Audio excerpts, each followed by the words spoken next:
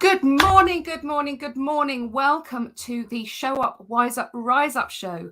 I am this morning's host. I'm a guest host this morning. My name is Kate Davis. For those of you who don't know me, I am a transformational business coach and I help people to, in fact, I've even got a mug to prove it, to do more of what makes them happy and earn more money doing it. Because why on earth wouldn't we want to do that?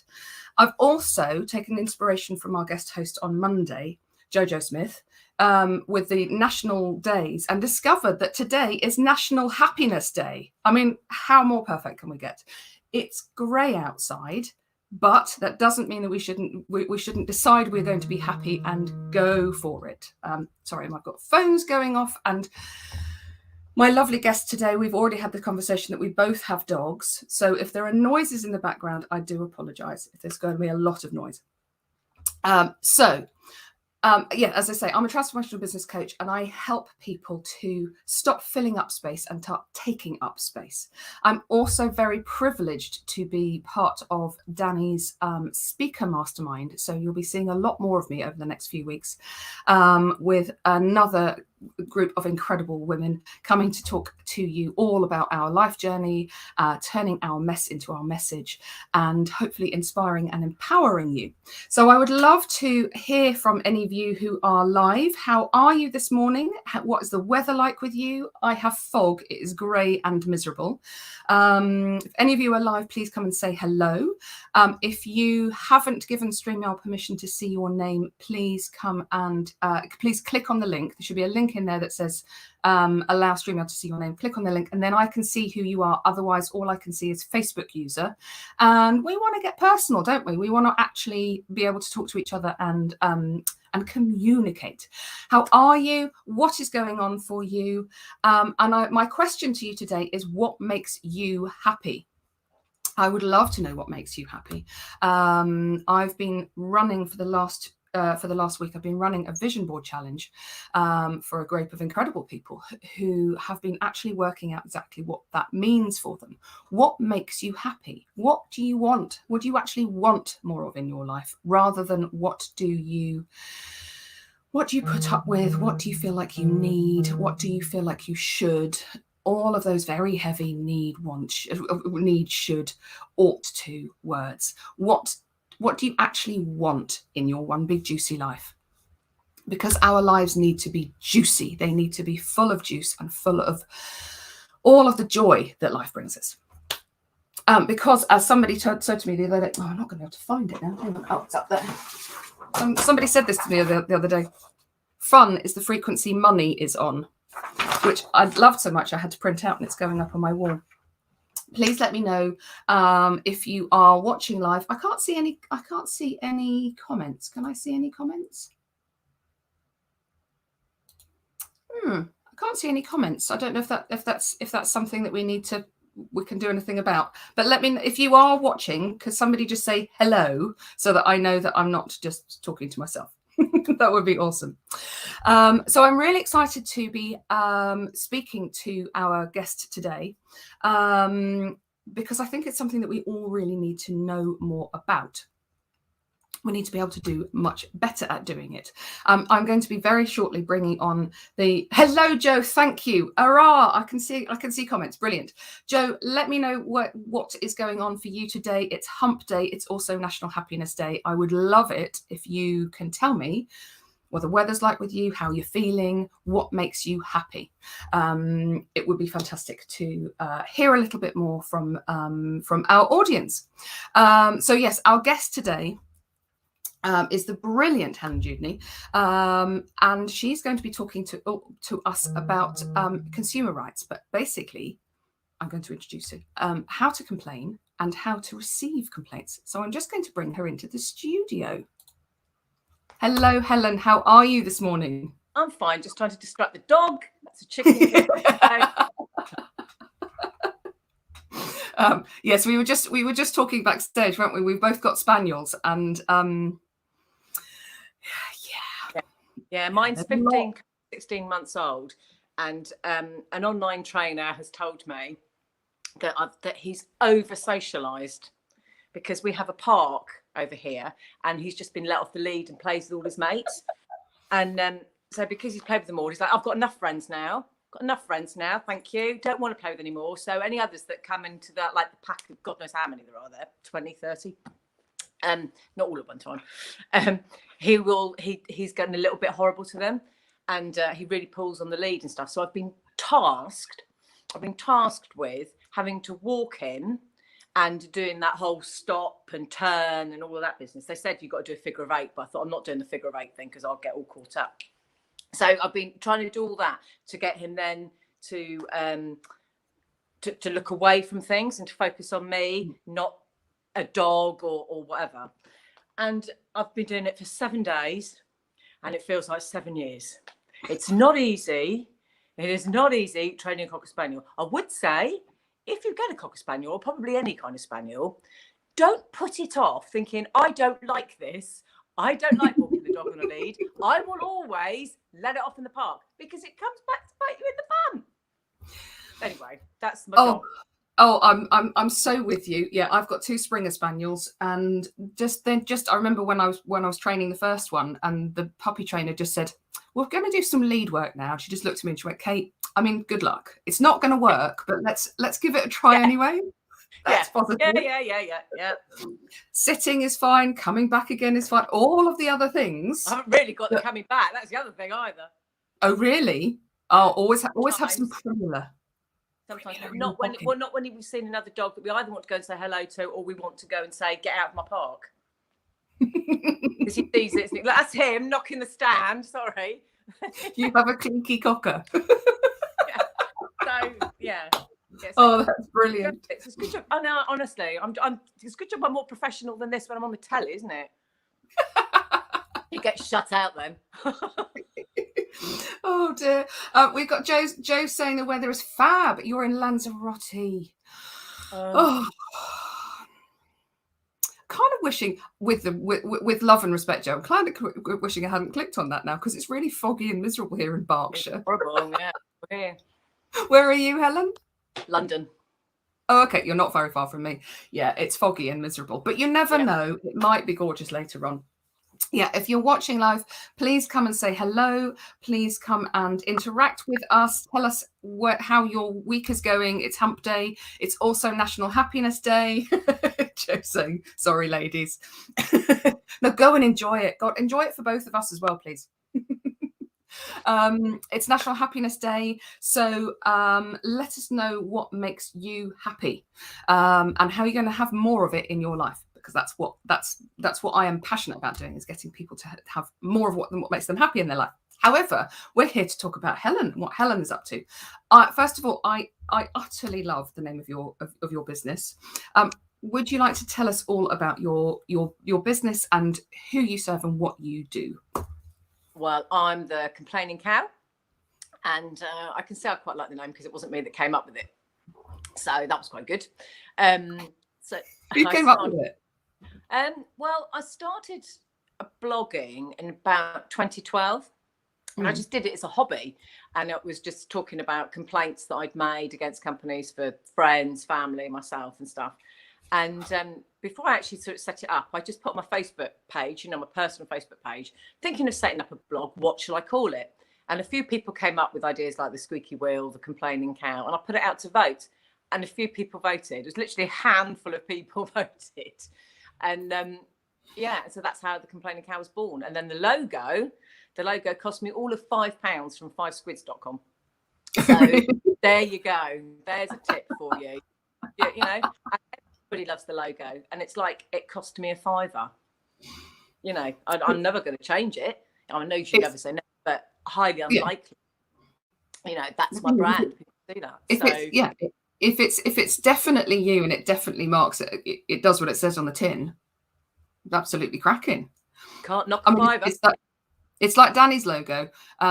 I'm pretty sure Wallace did her logo, but anyway, full well when you see that, exactly where you are, what you're up to. For anyone who is just joining in and going, hang on a minute, where is Danny? Danny has some personal stuff to do today, so she's invited me to come in and have a chat with Helen. So if you're suddenly going, hang on, am I in the right place? Yeah, you are. I promise we'll look after you. So Helen, the Complaining Cow, what does the Complaining Cow do? Well, I help people prevent and deal with complaints, really. So I'm a consumer champion, columnist. I'm a columnist for This Is Money, so I help people with their complaints. So I do I'm a little bit different there to other consumer champions in newspapers, because many will just take the complaint, phone up the company and go X, Y, Z, and then they'll get the money back. But I'm more about empowering people. So when people come to me through the column and they say, I've got this issue, I say, right, write your email. This is the act. This is, it's usually the Consumer Rights Act or unfair contract terms or whatever. So here's the act. This is what you want to say. And I get them to do it. So I don't get involved. And then they send that to the company. And then I think it's twofold, really, because it's one, it empowers the person that contacts me. Two, when I write about it, it empowers other people, because I'm telling them you don't need to contact the media to deal with a complaint or to make a complaint. You don't need the media to do that. You can do it yourself. So I tell people in that exactly how I went about it. So it empowers people, I think, as well. And it also means that the companies don't know that somebody's behind it, that it's a real complaint. So you actually see how they would really deal with it, rather than somebody phoning up saying, I'm from X newspaper. They might well deal with it in a different way to a normal customer. So when they then get asked, why did you deal with it like this? It's like, I think it's a little bit more interesting. It's a lot more work. It's a lot more work than other consumer champions, I would say. But it was something I always wanted to do. So I was really pleased to get that. So I blog. And when I was just doing it as a hobby and it grew, I could see that there was a gap, because people were sort of commenting things like, how do I do this? How do I do that? So I just set up a top 20 tips thing. And then I started to put more about the acts, law and stuff. And I always used the Witch book from many, many decades ago. And I asked them to bring out a new one, updated one. They said they weren't going to. So like anything, if you want something doing, do it yourself. So I wrote the book. And brilliant. I love it. So, I don't know a lot of the things I don't know off the top of my head. I go to my book and say, get the quote, unless it's the obvious Consumer Rights Act and consumer protection from trading regs or whatever. But, very specific. So I quite often have to go into it, even if it's for energy or whatever, down into their guidelines of Ofgem or whatever it is. But it's all in one place, because Witch just said, it's all on our website. Thinking, well, a lot of people don't want to go on a website. They want to flip through the book. They want to look at, a chapter and whatever. So there's all templates and stuff in that. But I have to, the horrible thing about that is I have to update it, because the laws change, guidelines change. So I update it every year or two. And then last year, we're in 2021, aren't we? December 2019, I then wrote another book. And yes, that's where we are. So I now work with businesses to improve their customer service, so that, we all know that it costs 5 times or whatever it is as much to gain a new customer as it does to retain one. And I think people don't look at retaining their existing companies, particularly bigger companies. Bigger companies sort of look, no, we just, we don't care. Look at telecoms, who are beyond help. Telecoms are beyond help. Virgin Media, they are definitely beyond help, and they don't care, because they're in a sector that people move all the time, so they don't care about losing customers, because they know they're going to gain one from another company where they've lost. So with that attitude, nothing improves. So the smaller ones tend to be better. But what I do see is a lot of people starting out, or they've been out in business for a year or two, thinking, well, I won't get complaints. I'll be really good. I'm just a one-man, one-woman band. I won't get complaints. Well, everyone gets complaints. We all make mistakes. It's how we deal with them that matters. So, to say I won't ever get complaints, I think is quite arrogant, really. Because of course you're going to get complaints. And there's liars out there. There are people who try it on. But a lot of people who don't think to have a refund policy or something about their services, so that when they do get a complaint, they become unstuck. Or they put, well, I don't give refunds. Well, that's an illegal contract term. So, I find that quite often, that people are putting, I won't give a refund. I'll just redo the service, or I'll send them another product. Well, within 30 days, that's, you're not allowed to do that. So quite often that can cost businesses a lot more, because then they're having to deal with that, and the time they'll lose that customer. And of course, that customer will go and tell lots and lots of people. They're going to tell their friends. And it used to be if you have bad customer service or bad experience, you'd go and one person would tell 10 people, and if you have good service, you tell one person. Well, of course, on social media now, that's, you know, you can put some noughts on that.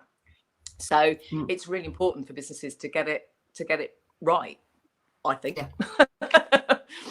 Yeah. I totally agree, and you know, as I said earlier, this is one of my favorite subjects, because it's either arrogant or it's incredibly naive to assume that you will never make a mistake. And also, if you're never making a mistake, it means you're not trying hard enough. And how are you serving anybody? How are you doing a good job if you're not trying new things? You're not, you know, trying new products, new whatever. It's incredibly naive and rather silly. But it's also something that that I know. I mean, you touched on there. New businesses have a million different things that they need to think about as they're setting up. You know, there's obviously the, you know, the website and the social media and all of the kind of the marketing side of things. There's the GDPR side and the this and that and the other thing. But often these elements, which are actually, I mean, not even business basics, they're absolute necessities, get sort of, well, ignored or brushed over, or we just don't even think about it, especially if you're setting something up as, you know, as your passion project, how you're actually kind of getting into the nitty gritty and the legals and all of that sort of thing, then feels quite, oh, well, you know, that's going to take the fun out of it. It's going to take the fun out of it when somebody complains and you don't know what to do about it. Absolutely. And I suppose it's really hard, because when I've sort of dealt with people and they're really lovely people and they just thought, you know, it won't go wrong, and it's like, oh, it's a bespoke item. Well, then okay, it's slightly different, or you know, you can do something different with that. But it's still about expectations, and did you send them a sample? Did you do this? Did you do this? Did you keep them informed? And it's all about good practice as well, because it just protects you. So it's quite sad, you know, last one that I dealt with, it was just like, it took up so much of her time, and she lost that customer. You know, that customer sort of told other people. I mean, she's got it right now, so she's able to improve, but it cost her because she didn't get it right in the first place. Yeah. But when people do get it right, it's really good. They can use it positively because it increases sales and loyalty. Yeah, you see, this is something that I don't think we talk about often enough. That actually having a complaint can be an incredibly positive experience for you and the customer and the client. Free feedback, we call it. Yes, yeah, free feedback, and you get to work out. Pay consultants to come in and do all their customer service and stuff. It's just like, well, you know, ask your customers. Yes, exactly. People don't seem to want to talk to their customers, though, because it then means, oh, well, am I doing a good job? I don't really know if I want to ask that question, because what happens if the answer's no? What happens if the answer's But again, if you've got all of that in place, if you've got all that process in place, you're following a process. You know, I say this to my clients when they're worrying about it, or they're worrying about what happens if, and you know, please take the personal out of it. You know, Sainsbury's don't get upset when you return a loaf of bread. They don't take that personally. Let's not take this personally either. It's a big one. Carry on. When I ask in my group, you know, what do you find the hardest thing about dealing with complaints? And that came up right at the top, people finding it, taking it personally. That was the biggest. You know, there were lots of other things. Well, if I don't like this and I don't like that, back and back, but right at the top was taking things personally. And I think that was very much the sole traders. You know, it's my baby. How dare you? And I think it's a tricky one. It's, you know, you can do things to get around it, but it is tricky, because if you feel passionate about something and someone's criticised it, but they will. It's like, you know, people trolling you on social media. You know, the more complaints you get, if you're making more sales, then you're the bigger you're getting. Well, yes, and that's another thing. Actually, the more feedback you're getting, positive or negative, it means that your message, your product, your whatever is actually getting out there, which can only be a good thing as long as you're actually doing a good job of it. I also think it's about how you ask that feedback, because people, when I ask, you know, how do you get feedback, people go, oh, I send a survey. Really, what questions are in your survey? Are they like, is it a poll? Is it, like choose 1, 2, 3? Like, say if you to Tesco's and you said, why do you shop at Tesco's? I shop because it's cheap, it's convenient, whatever. Parking's right. But if you take convenient, what does convenient mean? It's convenient because it's around the corner from my mum and I can then go and see my mum. It's convenient because it's the prices I like. It's convenient because it's got the stock I like. It's convenient because, I can park there or whatever. So you've got to think about your questions in that when you get that feedback, and personalize it, because actually somebody telling you it's convenient, does that really tell you? If somebody says, oh yeah, I really like your products, what do they like about your products? It's asking the open-ended questions and be ready for the open-ended answers. If you ask an open-ended question but you only give them the choices that are closed, that it's not going to help you. And you've also got to remember that it's you need to be asking people through the process, because a lot of people just go, right, I've done my product, I've sold it, now ask you the spirit. Now ask you. But a lot of people won't bother. They're not going to bother telling you.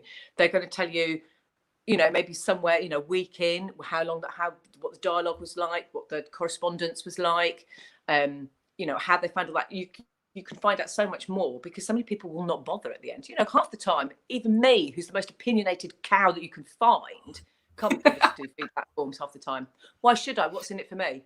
That's the other thing. What's in it for the customer? If you're going to ask for feedback from the customer and you're asking them to take 10, 15 minutes of their time, you will use that information in your business. You will grow your business from that information. You will make more sales.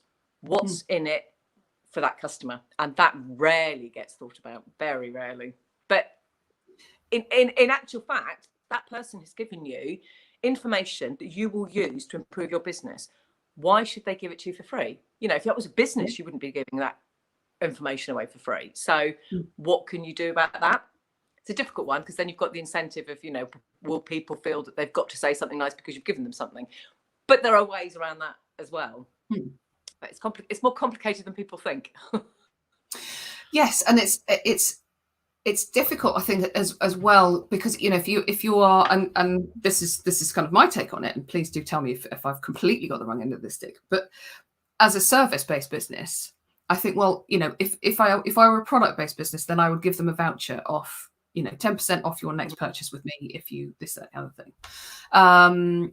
But does that really work for service-based industries, or is there a different way of thinking about it? Is there a way of actually getting them invested in the process much earlier on, and therefore when you come to saying how was it, it's a no-brainer, and people don't even have to think about giving you feedback, because it's like, well, it's already in their head. They've done the process of thinking through where they were at the beginning, where they are at the end, and they're ready to kind of give you feedback because they've already started thinking about it all the way along.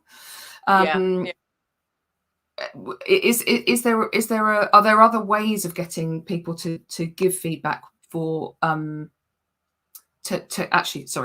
kind of get that, what do I get out of this, if it isn't like 10% off your next order? Are there more creative ways of doing it?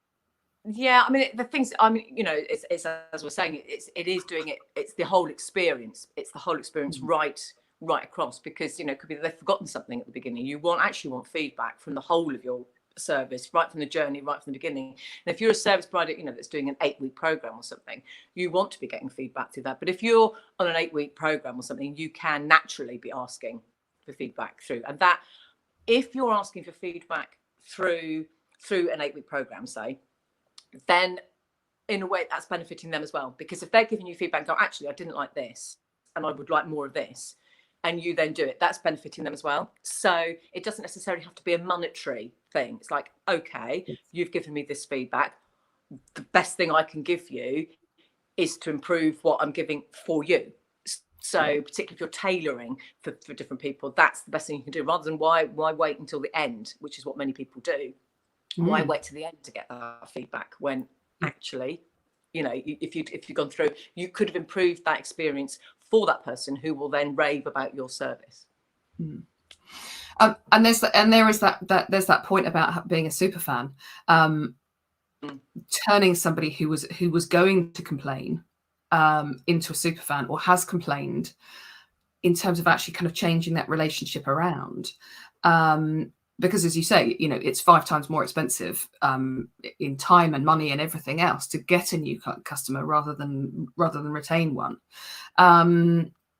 How best can people kind of do that? Have you got any top tips in terms of actually dealing with that complaint in the moment? Well, it's making sure really that you do what people want. And I've just written about it in a post. So you think about, you know, how let down do you feel when a friend tells you they're going to do something and they don't do it? That really annoys you. You're like, oh, I've invested in this friendship, and you're going to be pissed off for a little bit. You're going to be like, you know, and then you think, will I trust them? Will I ask them to do that again? And if you just put that in business, where people aren't invested in you as much as they are as a friend, if you just turn that round, you're going to think, well, yeah, then I need to do more about that. So if you want people to be loyal, you need to do what you say you will do. And if you didn't do it, you need to put it right. And I think that's one of the top tips really, is that if you've said an item will get to them by, I don't know, next Friday or whatever. Now, it could be that, and I've helped a lot of businesses with this in a thread last week. They're all talking about the Royal Mail, and the businesses are all saying, oh, the Royal Mail have let me down, because particularly over Christmas and COVID and all of that, people were getting their products late. And of course, people were complaining to the businesses to say, I've not received my product. Now, me as a consumer champion, I am telling people you have to complain to the business, because that's where your contract is. So you as a business are responsible for that. But what a lot of people didn't know was you can now claim off Royal Mail, because Royal Mail is your customer, or you're their customer. So go and get it back from Royal Mail. And so that was great, because there was lots of small businesses going, didn't realise that. And I, you know, when it's like, you know, when you know these things, you just think, well, isn't that obvious? But clearly not. So, you know, although things aren't always your fault, you don't need to swallow it necessarily. So but the biggest thing that consumers tell me is that half the time they just want an apology. So if something goes wrong, you apologise. So say if it is the delivery and it's Royal Mail, say, I'm really, really sorry. As you may know, Royal Mail are royally screwing up. Or you put that, you know, you might put that in better terms. You know, as you may know, Royal Mail are having difficulties with the current situation, because I would be tempted to say because they're incompetent and haven't recruited enough staff and they underinvest. But all that aside, they're having difficulties with COVID and supply chain, etc. Royal Mail, all of that. And so we will now send you another product, and go and claim from Royal Mail. Make sure you've got the cover when you send something out. Make sure you've got that cover to be able to get that back. I mean, you should in theory, if you're sending an item for under 20 quid, even as a consumer, for sending something, then you will get that money back. But you would need to look into the detail about the value of your product and how you're sending it and what it is. I can't give that specific information to people, but generally you would need to look at, you know, what cover you would have. And that's the same with a courier, you know, that what your contract is with the courier. So when people go, oh, Hermes is useless or Yodel is useless, yeah, they may be, but don't complain to them. Don't waste your time as a consumer with them. Your contract is with the business. So I'm sorry, businesses, you are going to have to deal with that. You are going to have to deal with the Yodels and the Hermes or whatever, which is always local. You know, our Hermes are brilliant, but you might hear somebody else say Hermes are rubbish, you know. Yeah. So you as a business have to deal with that, and you can be proactive in that. So a lot of businesses, particularly big ones, will say, contact the courier, whereas consumer champions will say you absolutely don't contact the courier. But as a business, you can get ahead of that and say, if there is a problem with your order or it doesn't arrive, please contact us as soon as possible and we will put it right. Now, I rarely see that. Any company, whatever size. But now I've said that, as a consumer, I've got two businesses. One says, if there's a problem, contact us as soon as possible. We will send you a replacement. And this one says nothing about what they will do if something goes wrong. And they're the same price. Who are you going to go with? Exactly. So, people think, I'm not going to tell people how to complain to me. I don't want people to complain to you.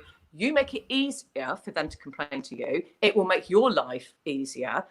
And it promotes that integrity and that loyalty and trust. Yeah, so that we're approachable. We care about you. We care about you as our customer.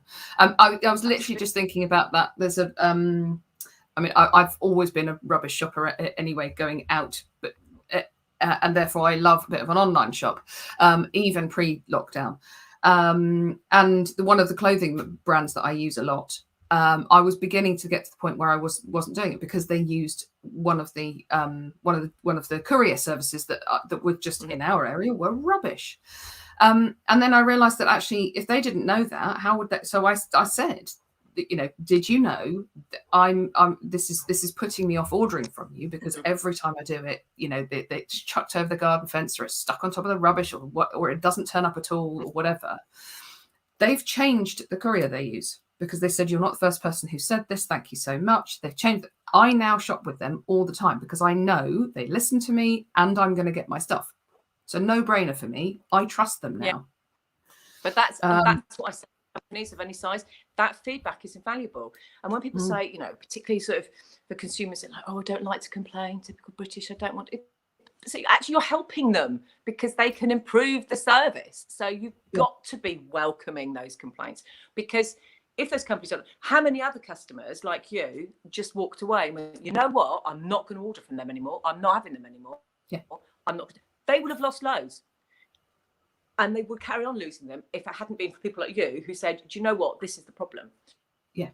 Yeah, so, exactly.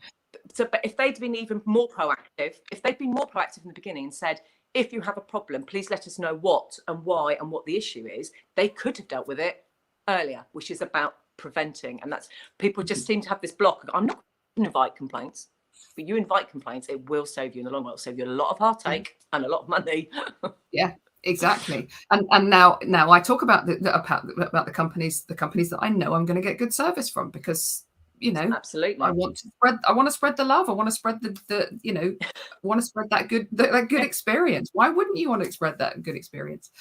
I'd love to hear from anybody who is resonating with this. Anyone who's like, yeah, either I never complain about things, or actually I love a good complaint.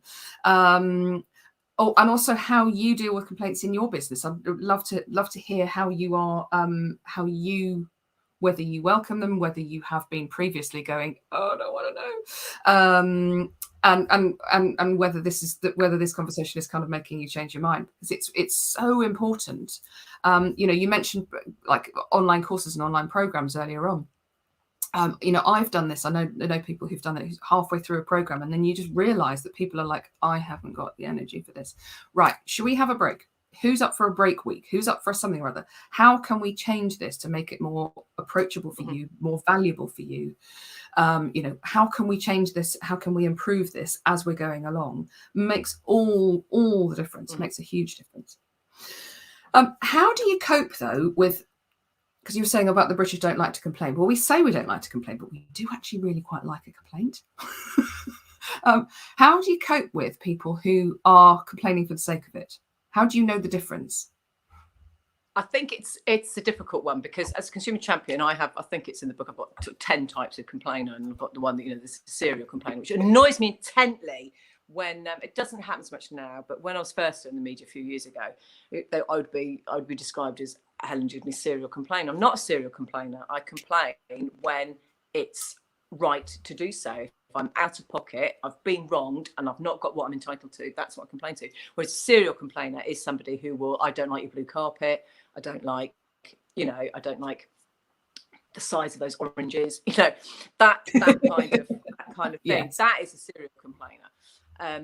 You know, and the other terms like it is a professional complainer, which I also loathe. It's not actually my job to complain. No. It's, you know, I do it, but you know, it's funny how people get those labels. But so when people are complaining, it's very difficult to tell, first of all. So I think there are different ways of dealing with it, because what I'll bang on about a lot is treating people as individuals. So people, you might, although you might have a standard policy and say, this is how I'm going to deal with complaints, these are your rights, la da da da. I do a lot of work. So, for example, I'm working with Lloyds Bank about their correspondence with consumers and complaints. and looking particularly at vulnerable customers, because so many people don't tell you they're vulnerable. So you don't know. So I've done a lot of work with them about how you treat people as individuals, and then actually how you deal with them might change their perception. So they're now getting sort of results saying, you didn't give me what I wanted, but thank you for the way you handled that complaint, which for me is great, because it's been, I empowered that member of staff to, to do that. So that's great. And on that line, there is a step back. You go, oh, this person's always complaining. This person's always complaining. You could step back and think, I wonder if that's a vulnerable person. I wonder if I'm the only person she talks to every week. I wonder if, she's really lonely. I wonder if she's disabled and can't get out of the house. I wonder if she's got a mental health issue that makes it difficult for her to explain what the problem is. Now, when you start going down that line, you can have a very different perception. Obviously, yes, you are going to get the people who are annoying. And it's up to you if you just say, do you know what? Don't ever buy from me again. But when you start to think, I wonder if that person's vulnerable. I wonder if, you think 1 in 4 people have had or will have got a mental health issue. You could look at those complaints in a very different way, which is why I bang on about the importance of treating people as individuals at all times, because you don't know what's going on in their lives. Could it be that, somebody's just recently been bereaved and actually this is the last straw, or, I'm constantly complaining about this, but I'm in debt and I really need that money. Whether that's genuine, I need that money, or not, or it's not, and it's just like, I'm going to use that as an excuse, or whether it's genuine, I actually need that this Friday. I need that refund this Friday, not next Friday, because actually it's going to cost me a whole load more. So it's thinking about the impact of how you handle that complaint. The impact of that could be huge, far wider than just giving somebody 50 quid back. So there is that impact. So there is that, pick up the phone, ask the person what it is that they want, because it could be, do you know what, they only want to chat. Or it could be that they haven't got across to you, because I see that all the time with people complaining. They don't know how to complain. So, and a lot of it's, they don't tell businesses what it is that's wrong or what it is that they want. So when we say people do like to complain, they like to moan. People like to moan a lot. But is it actually a complaint? And are they telling you, I want this to happen because this happened? So it's about helping people to complain. It's back to that. It's back to that thing about helping people to complain. Although first off, you might think, I'm not going to help them to complain. I don't want them to complain. Actually, it will help you. And thinking about individuals. So I mean, ultimately, you might want to block them. But if you change your mindset a little bit and you start to think that could be a vulnerable person, I think a lot of people step back and go, I might just look at that complaint or that person a little bit differently. So it's about exploring that, really. Yeah. That was very waffly, sorry. No. And I love that distinction between people who are moaning and people who are complaining. And some people need to have a bit of a moan. They need to get the crap off their chest first for you to be able to see whether there is actually anything that you can do about what's going on, or whether they just actually wanted to moan for whatever reason, whether actually, that, as you say, you are the only person that they're going to speak to this week, or whether they're just in a bad mood and you just happen to be coming across their path, because that also happens. It's but sort of allowing that and putting yourself in that person's shoes, as we should do as human beings more often than we do anyway, is a huge thing. I've got a comment. Roxanne, I definitely complain. And you obviously enjoy it as well, Roxanne. I love that. Do you like to give it as feedback, or I am quite an active person in feedback, so I will say to people, this isn't working for me, or that isn't happening. But equally, I will also go in, and I said to you on a voice note the other day, didn't I? I'm the one who will also go in and say, Roger on aisle 14, he was really helpful. Can you mark him down as well? But basically, because I'm quite gobby, I like to actually just talk to people. But actually doing that is incredibly empowering on both sides of that coin, isn't it? That actually hearing feedback, whether it's good or bad, and then what you do with it.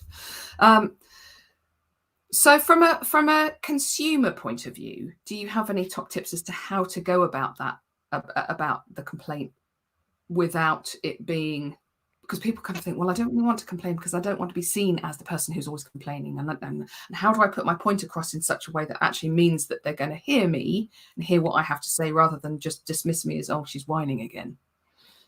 Yeah, no, I get asked this a lot. So it's so the top tip I always give consumers is put your complaint in writing, because if you phone, you don't have a record. If you put it in writing, you've got that record. So if you then need to go to an alternative dispute resolution, you need to, ombudsman or the small claims court, or whatever, you've got that record. Whereas if you do it on the phone, you haven't got that. They can cut you off. You don't know who you've got. So always in writing, unless it's urgent. And really, there isn't a lot that means I've got to take that urgent phone call. And that still means even the companies that say to you, we've taken the email address off our website, Sainsbury's, and it's been a lot about that recently. Tough. Go to ceoemail.com.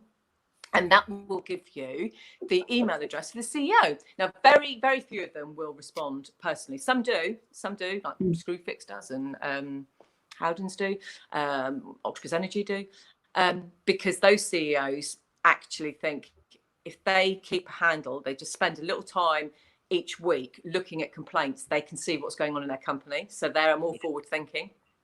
So a good tip to remember as you're growing is to don't just hand off all 100% of complaints to somebody else. Keep a handle on it so you can see what's actually going on. So it will usually go to the executive team, but it does mean that you've got your complaint in writing that they didn't want you to do. She says cynically, but probably right. So you've got that, so you can, and that also, even if it means people are writing to the customer services, it raises you jump the queue. So that's really good. ceoemail.com. That's a brilliant website which I overuse and have done for many years. So that's the way. I was going to ask you, do you use that? Because I love that. Yeah, it's a brilliant site. And so it's right, CEO email, and sort of touched on this earlier, which was tell people what went wrong and what you want them to do about it, because so many people just do that rant and they do the moan. So like in the book, I've got loads of templates, and I thought, although there's lots, there are thousands and thousands and thousands of different ways you can complain. But people have loved those more than anything else because it just makes it easy for them. This is how I set it out. So it's a case of being very structured, really. This is what happened. This is the date. This is the time. This is what I want to happen. And then to add what you will do if you don't get a satisfactory response. So my classic line is, I look forward to hearing from you. Should I not receive a satisfactory response from you within 7 days, I will not hesitate in taking the matter further. This will include, but not be limited to, and then add what would be appropriate. So it might be going to an ombudsman, it might be going to a small claims court, it might be, talking about you in review sites, or, whatever. And, sharing my experience rather than blackmail. I will be sharing my experience. So, you say I'll share my experience. I'll share my experience if you deal with it well. So I will just share my experience. So those are really clear, so that when you're a business from the other side, you can see how important it is to tell people how to complain to you, because so many people don't get that complaint right, and it makes it really difficult for the business. Because I can remember years and years ago when I met Dave Lewis for the first time or second time, who was the CEO of Tesco's, and he bought a load of my books for his executive team and directors and stuff. He said actually he never put my book in the store though, which really annoyed me. And that was because he was going to have my book in Tesco's, which would have been fabulous. But I couldn't put it through their suppliers. That's how niche they were. So he was going to do it, and he didn't realise because he was so new. CEO didn't realise. I mean, not that he didn't need to, but couldn't change it. That's what got me. He couldn't change the system. which obviously on a personal level also really annoyed me, because obviously I would have made a lot of money. But I forgot why I was saying that. Oh yeah, he said to me, we could really do with our customers having this book, because it tells people how to complain to us, because that's our biggest struggle. He said to me, that is our biggest struggle. When people write to us, we don't know what it is they want. So that is really clear. You've got to, you'd think it would be obvious people would tell people what they want. But if the CEO of Tesco's is telling you, people complain to us, so you can imagine how many thousands of complaints they get. Yeah. And they make it really, really difficult. So yeah, it's about making it clear. So from a consumer point of view, and that's why you can see the importance of a business of making sure you make it easier for people to complain, because you then don't have that problem. Exactly. That actually, if you've given them the kind of the framework, that it's much easier for them to get the emotion out of it as well. Because tell us this, tell us this, tell us this, and tell us this. Yeah. And then it means that they're not having to email you 4 or 5 times to actually get that nugget of information. It means they're much more likely to actually action yours, because it's like, this one's an easy one. I can get it off my plate. Yeah. I can tick.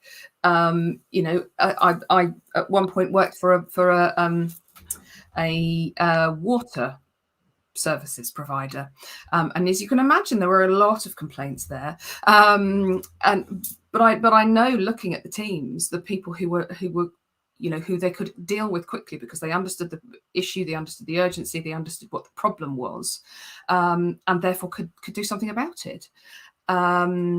Yeah, just try actually getting that framework of, what do you actually want? What's the good result here for you? And then from a small business perspective, I am making an assumption that most of the people who are watching would be from a small business.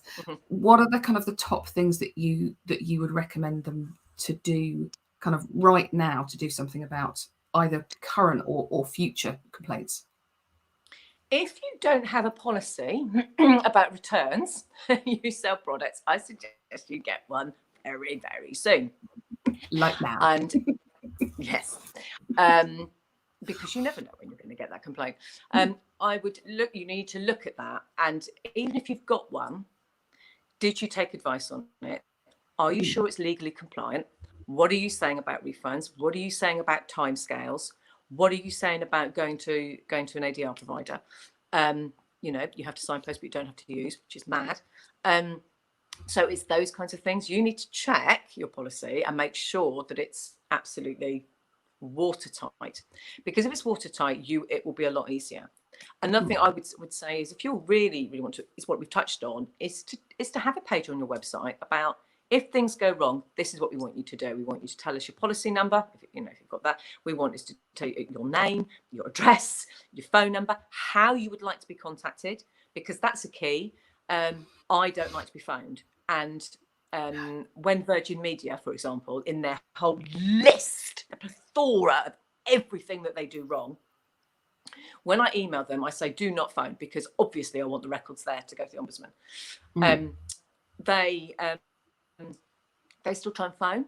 And I do say to consumers, don't be sarcastic in your emails, but very occasionally I have to be, and it's always with Virgin Media, and it's always, what part of do not phone me do you not understand? And I do that, but that's my exception that breaks my rule, because it's Virgin Media. So yeah, but that's really important, because that, you can see how much that winds me up. People phoning me when I told them categorically that I want it in writing. So, but some people prefer to phone. So when you're looking at telling people, if things go wrong, tell us this, let us know as soon as possible. Give us all the details that we need to know, that you want them to tell you, what went wrong and what they would like you to do about it, and how they would like to be contacted. Because although they may email you, they can say a quick phone call, but not at this time when I'm picking the kids up, or not at this time. So make it easy for people to complain, because you might, it might seem like, whatever the word is, I can't think of the word. Counterintuitive. That's the word.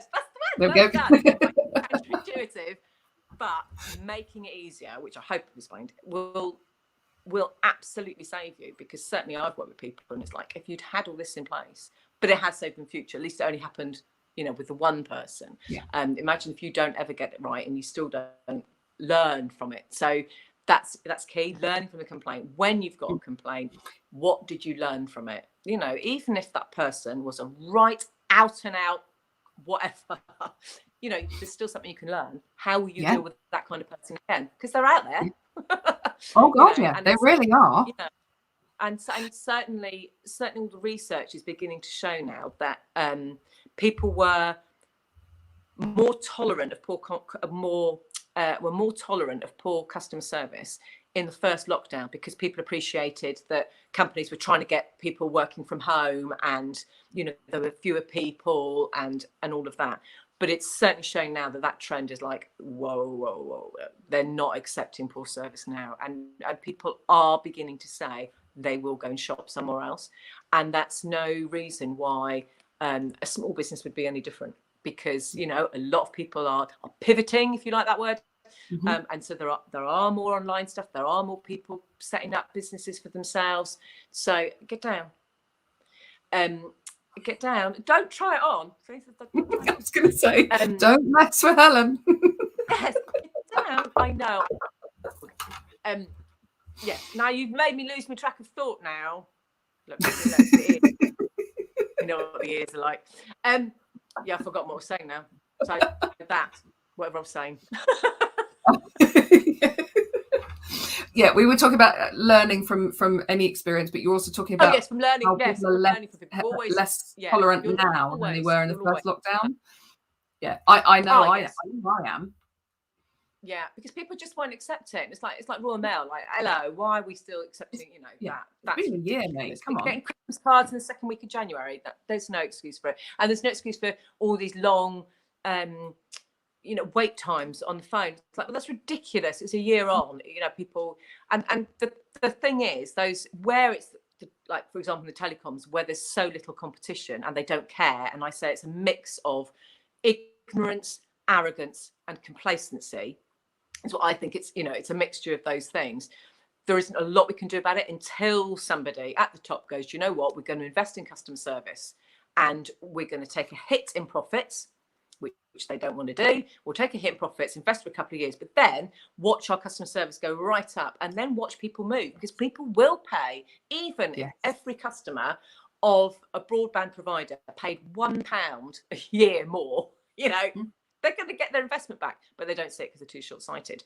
But so small business can learn from that. It's just invest in a customer service and exceed expectations. That's the thing as well, because people will remember. Like, I've obviously complained thousands of times for, you know, hundreds and hundreds of people, and I don't remember them. You know, we've done one last week, we've done one yesterday. I don't remember them. I don't remember. All I know is I've got the desired result.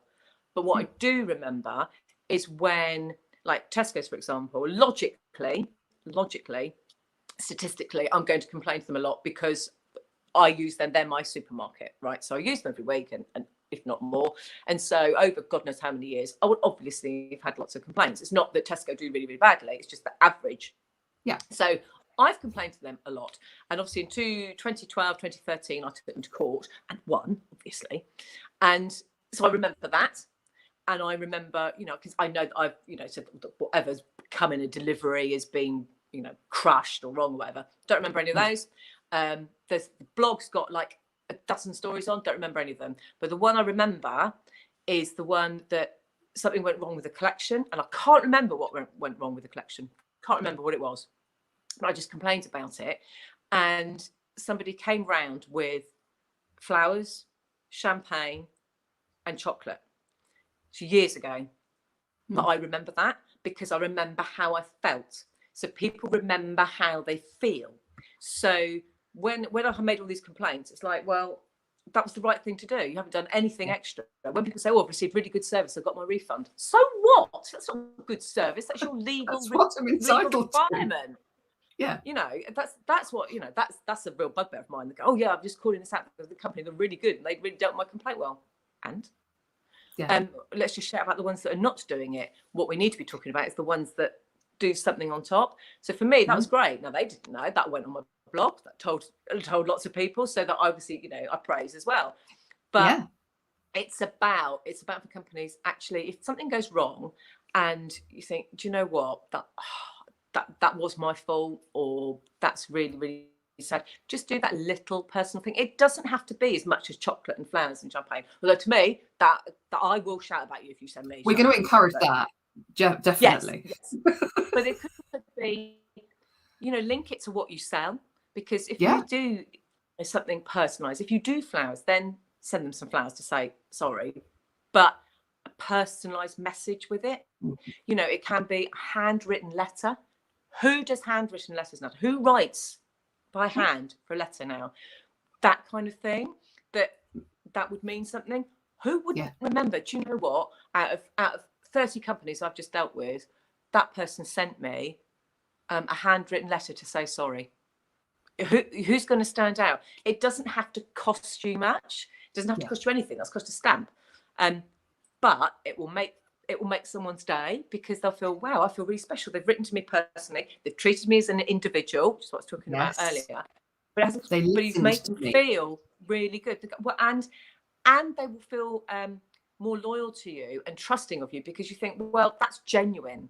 You know, if I just got my 50 quid refund, so what? I've just been part of the mechanism. I've just been part of handwritten note, individualized, about, I'm really sorry that X happened, and this is what we're going to do about it. People want to know what you're going to do about it. But you put that in handwritten note. That hasn't cost you a lot. It might cost you a little bit of time, 5-10 minutes, but it's won you a lot of loyalty and referral, because that person will talk about you. So it's those kinds of things, really. Exactly. And Karen's just saying, you know, she's had the same issue with you with Virgin Media and will never use them again. You know, those sorts of things consistently over and over and over again. But on the other side of that coin, I've had the same thing from Waitrose. I mean, I laugh a lot about Waitrose, because I reckon if you cut me in half like a stick of rock, it would say John Lewis Partnership all the way through, because they pride themselves on their customer service. And I've had the bunch of flowers and the bottle of champagne from them, and of course it was all over my social media, going, these guys are amazing. Look at this, isn't it? I'm going to go back and go back and go back again, because I know that if I say something to them, they will listen. They will treat me like an individual, and I will come out feeling actually better than probably even when I started shopping with them. Yeah, it's entirely, you know, the fact that I've forgotten what the complaint was about, but I haven't forgotten, and you know, and also I still talk about it. That's years on. I'm talking about that. You know, and sometimes they've just gone, you know, here's the refund, and that was a one-off. But it's a good example of how you can make a customer feel special. It's about how you make them feel, but it doesn't have to cost, as I say. You know, it's about being creative and individual to that person. You know, find out about what that person likes. You know, when if you're a coach, then you know what they like, or, you know, rather than if you're just selling products, you might not know, but you can. There are ways of finding out about what your customers' interests are, you know, what they like to do, build up that relationship, so that when things go wrong, they don't feel really let down, because you're able to put it right, because you know them, you've got to know them, you know what that particular person likes, so you can exceed their expectations, which will always win. It always will win. Helen, thank you so much. It's been absolutely fascinating talking to you. I'm going to leave you with one question, just because it is National Happiness Day. What makes you happy? Prosecco and chocolate. Excellent. Anyone listening who needs to get on Helen's good side, Prosecco and chocolate. And how can people find you? How can people find your book? How can people follow you? And your dog. Barking at the I was just waiting for mine to kick off. Have to deal with it. Yeah, I'm on here, so you can connect with me here. So there's the Complaining Cow. I'll drop all the links.